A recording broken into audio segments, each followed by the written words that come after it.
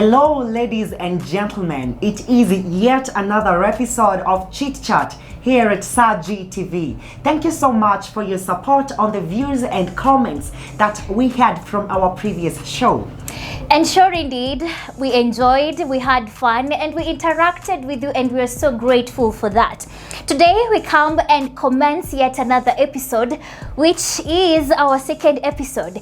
And we're not going to deviate far from the topic or far from the theme, which is campus. So today we get to discuss on, according to you, what next after campus? What next after What campus? next after campus? Thank you so much. Remember, you can follow us across all our social media platforms on Facebook at Saji TV, On Instagram at Saji TV. on YouTube at Saji TV. You can also follow me on my social media handles on Facebook at Alvin Bendetta, on Instagram at Alvin Bendetta, or on Twitter still at Alvin Bendetta. And of course, you can also follow me on my social media handles on Instagram at Rhoda Abuya, on Facebook at Rhoda Abuya, and on Twitter at Rhoda Abuya.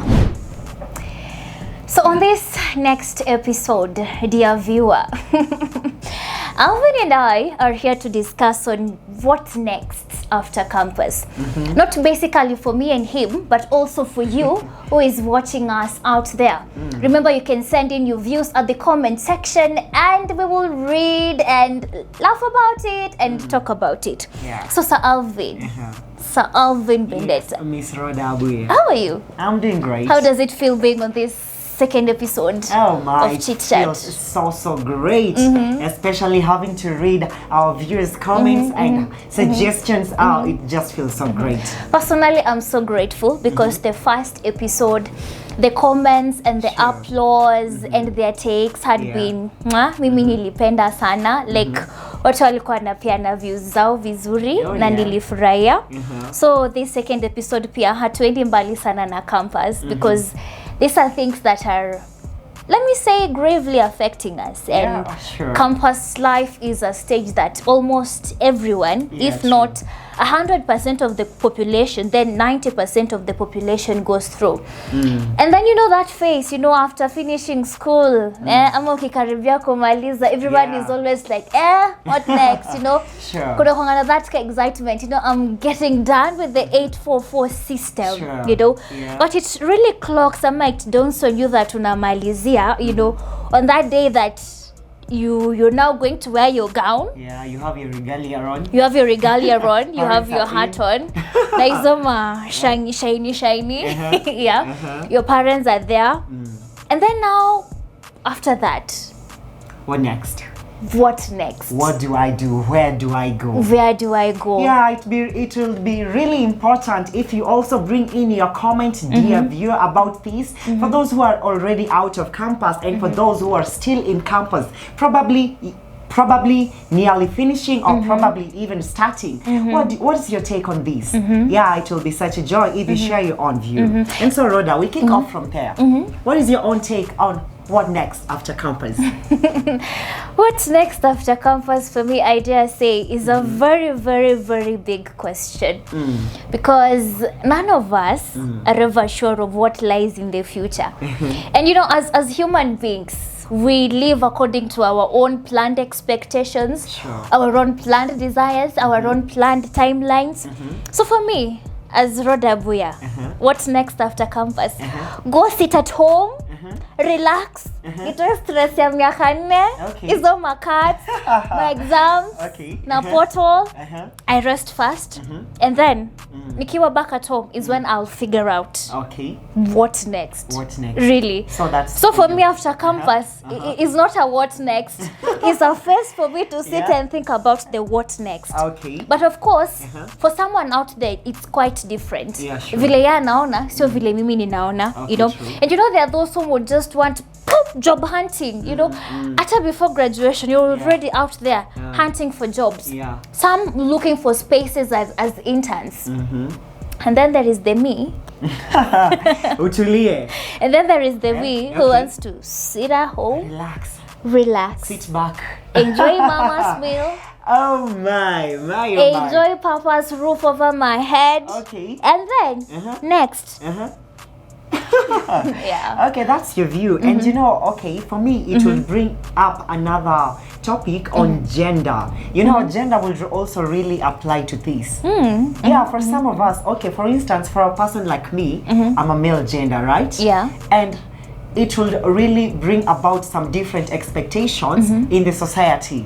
Probably the society would always expect, hey, when this boy akimaliza campus, you're not expected to be found in your father's roof. You're not expected to go under your father's roof, upikiwe na mom, sasa uende nje, go and adventure, go and explore. So the society would really bring about a very different picture for those who get out of campus and still go back to their homes, still go back to the places they were first before coming to campus. Yeah, so for me, but okay, let me say for me, hiyo ni kama kubashwa see. Like unabashaje msee amerudi kwao. You know, this person has really planned himself. You do not know the plan that this guy has had in campus. True. Probably it was in my plan. Nikimaliza, I go back to my home. Then from there on, I'll know the steps that I'll take from there. Because itatoka campus, and I'm like, not unless. This will just come in, not unless. If I had a stable job, because I tend to know that people do have businesses even here in campus. True. And most of them tend to be very stable by the time they get out of campus. True. So for that, for me, that will really apply. So if I listen to you keenly and try to read in between the lines on what you're trying to say, Alvin, unajaribu kusema that gender hapa is a determining factor for a person. Kama atatoka nje, anze hustle, anze kusaka job, ama kama the person will go back home and rest. So you're trying to say you're trying to say that I only have an upper hand because I'm of the feminine gender, that it's quite different from the masculine gender. Okay, for me, it does create a more upper hand case of like issue kitu kama hiyo, because for your case Rhoda, ukimaliza campus saa hizi, definitely your mom, your dad hawezi kukataa home. Hey my daughter, utaitwa, you have that bit of celebration. Oh my daughter, you are away for like someone like you is very far away from home. You know, and before even your time to get married approaches, your parents will still want to feel you. Like, lakini sasa mimi Rhoda. Societal norms and expectations bana. Huyo bro anafanya nini huko? I thought amemaliza campus. Not knowing that kumaliza campus was just but part of the process of the parents' initial plan of you in their mind. And I think I have to concur with you because kusema tu kweli, boy child kuna kongana venye umewekewa timelines, you know? After graduation, you're supposed to have a job. Within the next 2 years of having a job, you're supposed to drive a car. Within the next 2 years of driving a car, you're supposed to have a wife and 3 kids. Too much on you. Too much put on you. But imagine you'll just be 21 years, well, I'm also at 21 years.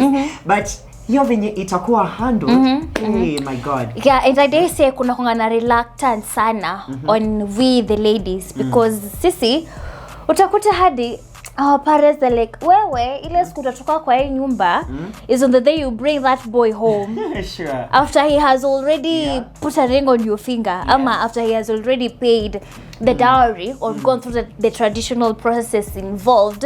Ndio sasa nitakuwa released kwenda nje. Sure. But true, as you've said, there are those who already wanakuanga wameji-establish wakiwa in campus. But you know, on that, coming in, our parents' input in it. Their parents are so willing, like when you open up to them, you say, I have this business, or even you yourself, I just think I need, after campus, I don't need to go back home. I'm not saying it is a must for you to go back home, or what we're trying to say here is not that. Our end goal after campus should be going back at home. It all depends the plan set up that you had, either when you're still at campus or after you're done with campus. But the whole thing here, Rhoda, will come with a suitable planning. Unafaa ujue after here, at least saizi I'm in 3rd year, or I'm in 4th year now. Unafaa ujue what's the next move. Don't be that person mwenye unamalizanga kitu ukisema Okay, nimemaliza hii step. Let me wait for the other one. No. Hii life ni ujipange. Hata kama wewe sio kupangwa, itabidi ujipange. Yeah, you have to make plans after campus. What next? Do I have a business that I'm going to do? Or if not that, maybe mse kama we Roda, ume-opt that, hey, mimi nishamaliza campus, ma stress yote nimekuwa nayo, my heart breaks. You know, niende tu ni chill. Lazima tunge mention hiyo. Lazima tunge mention hiyo part. Of course, let's keep talking about these relationships and I think you're a victim of one. So you need that point of chill, yeah? You just had to bring that in. Ni sawa. But anyway, is a Joe. Ni sawa, but as you brought in an aspect where kuna mse, kuna biashara, atafikiria kama ataenda on the personal side. Afungue biashara peke yake, like depending on what he or she has studied. Alafu kuna mwingine mwenye atataka the white collar job, as people call it. Sure. So after campus, which could be the safest way to go through? Kuingia into biashara ama kukimbia directly into being, you know, under someone, you know, under someone's watch, under someone's management. I've had friends say they'd rather suffer trying to establish their own businesses and their own hustles than kwenda kuajiriwa under someone. So, and most especially with the millennial, as we are really termed, the meaning they, not yeah, I'm really all for that. But anyway, the millennials, as they are really termed, most of them really prefer wanajua watoto wa Cerelac, Cerelac babies, you know, kina nyinyi. Rhoda, please don't. Nisemini huyu. I'm that guy. Tuko zile enzi. Okay. Yeah, so most of us utaona tumeji-establish mapema sana, like we always put things in place when we are still so young. So by the time, like, I have a majority of friends who have various businesses around here at campus. So unapata, this will really make a push to you, like, mbona umalize tena na uende tu kukaa nyumbani kwenyu, and then ulikuwa huko, like, na ushazoea maisha ya kukaa peke yako, unaona? So this will really take you back to that point when there is someone to order you around, to that point where there is someone or where you're under someone's instructions. Now ulikuwa ushazoea kukaa peke yako, unaona? It's really hard for me. Ushazoea kukaa peke yako, ushazoea ku make your own managing your own money, na umezoea kufanya vitu zako. But then again, here when campus ends, there are some things for most of us that come to an end. Pocket money comes to an end. I had to touch on that. After shooting. Oh God, kwanza kuna deni ya kulipa if you're an help applicant. Kuna deni ya kulipa. And then kama wendo the only tegemeo pale nyumbani. Definitely, you just have to hit it hard, you know. You won't go back home and sit and relax. So I'd say, depending on your background, kuna some factors that will determine how you'll handle yourself immediately after campus. Sindio? Just as we've said, if you're the only tegemeo, you wouldn't go back home, sit and relax the way I've said. Most definitely, sure. And then also if you're the firstborn, not your firstborn kuna honga na that ka sense of responsibility na pressure inakuwa inakwanga imekuvaa. Hadi ukiwa tu campus, wanakijiji wananingi unafanya kazi campus. Nasikia tumie kitu, say unateseka huko. Yeah. And then I also feel parents, you know, parents wanaikanga ni kama okay, you're now done. Primary school has gone down. Secondary school has gone down. University nimemaliza. Now it's time for you to give back. Like, the more like putting it ni kama they're always investing. Investing on us. Yeah, it's a kind of investment. Yenge, we have to give back to what they have been giving. So if that weight is too much on you as a person ama as an individual, I feel pia itakuwa like some form of pressure. Kama itakupush kwenda kule nje kuangalia what you can get. ama kuja settle and relax at home. True. And then unajua saizi kuna this notion ama this mentality that hakuna jobs Kenya. Sure. And I feel that that is also another factor that push most of the Kenyan youths kwenda into the self-employment sector. Yeah. I've had instances where nimekutana na mtu wa boda. Mse ako na degree engineering. Ako boda. Unaona. Utakuta mse ako na degree medicine. Amefungua biashara ya fruit. Sure. I've seen people who have had degrees, like heavy degrees, and you see them there online creators. How to apply makeup, how to apply mascara. You know, and they're earning. Sure. Earning mega profits. Their degrees in engineering are just seated in the suitcase. In the suitcase. Sure. You see, that brings us to this other aspect of Kenya now being a digitalized world, where we are now living in a digital era. Sure. Where your phone, your smartphone, is enough, you know, to earn you money. Sure. But only if you're wise enough to identify that fact. True. That is if you're a phone person or if you're an online person, Yeah. you see. And then there are also online jobs. Something which our parents, our wazee, hawaelewi. Like I have friends of mine who have finished campus now. They're paying their bills, rent, food, clothing, kila kitu with just online writing or online businesses. Okay. Yeah. Unajua we come from a world where parents think the only jobs ni zile za kuendwa. Kama teaching, yeah. Unatoka kwa nyumba, unavaa, unatembea kwa barabara. Unatembea kwa barabara na tools zako, unafunza watoto kama ni watoto. Sure. Yeah. Wow. So, Rhoda, Yes. I remember you also hinted on going back home or not going back home because of the background. Yeah. Because of the place where you're from. True. So, you know, ukiwa na hiyo loan, for some they will opt, ebu niende nifanye kazi ili niweze kusaidia maparo kulipa hiyo loan. To some, they will also opt, hey, because the loan, and of course they'll have to come to an agreement with the parents back at home. So huyu atasema, because I'll still have this huge number or a huge amount of loan I need to repay before niende nje nianze kutafuta kazi za kwanza kufanya nini, niende kufanya hivi. Why don't I go back at my home or go back at home? Yeah. Nifanye kazi, yes, eti sitafanya kazi, nifanye kazi, but my place of kupumzika. Place of rest. Yeah. But my place of rest later on at the end of the day ikue at home. Ili isn't of that burden of having to struggle to pay off your loan, of having to struggle to cater off the food you need, having to struggle to cater off even for the rent. Unaona? So it really applies, like it varies. It really varies for me. Yeah. Pretty much true. And then unajua kuna this other side where you're this lucky child. Yani the stars just aligned in your favor. Everything has been planned out for you, you know. Sure. After you're done with campus, there is that managerial post.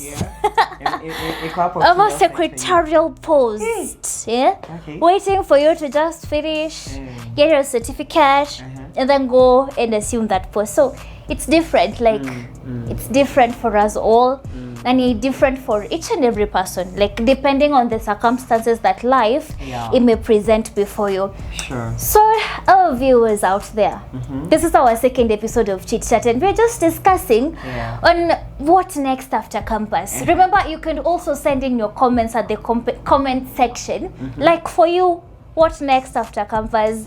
Are you like me who would want to go home, rest, sit? Or are you like the other person who would want to go out and venture into a personal business? Ama, you're like the other person who just wants to hit it on the roads and start tammacking, looking for that white collar job? Or are you the other one who has everything well structured and well planned out for you? Remember, you can hit the comment section and tell us about it. Tell us your side of the story. Tell us your view on this topic. Remember, your view is so much important, even to help us make more ideas that we shall share on our next episodes with you. And so, dear viewer, on this brings us to the end of our show today, and this is my take for you. All these we have spoken calls for a proper planning. Without planning, you'll be like stagnant, or like stagnant water, not knowing where it flows, not knowing where it's from. So plan yourself while you're still in campus. For those who are still in campus, know what's the next move you'll take after campus. For those who are outside of campus, you can also advise those who are in campus on the same. We'll be very happy to get your feedback on that. And on my side, we all do experience life differently, and we all live under different circumstances. So usijipatie pressure. If you feel like it's time to relax, please do relax. If you feel like you're prompted to make the necessary plans or make the necessary moves, please do, because at the end of the day, we all have to live. Regardless of what life brings, we all have to live. So for me, take it one day at a time. And as my co-host has said, as Alvin Vendetta has said, you can send in your comments. If you've been in campus and you're out there already, you could share, what you've seen and what that one person who is still in campus can do, or which is that better route. Here at Saji TV, thank you so much for staying tuned.